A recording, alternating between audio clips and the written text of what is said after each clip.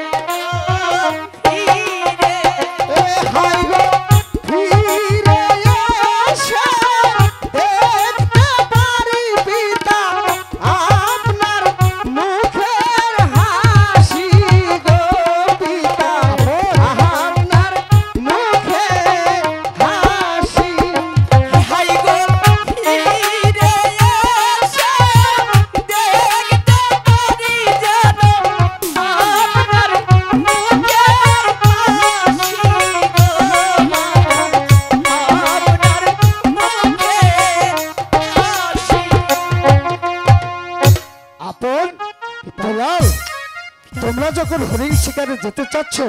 আমি হাসি মুখে তোমাদেরকে বিদায় দিচ্ছি তোমরা হরিণ শিকার করে সকাল সকাল আবার রাজপ্রাসাদে চলে আসবে ঠিক আছে বাপি দাদা আচ্ছা তোলা বলো কিছু বলবি বলছিলাম কি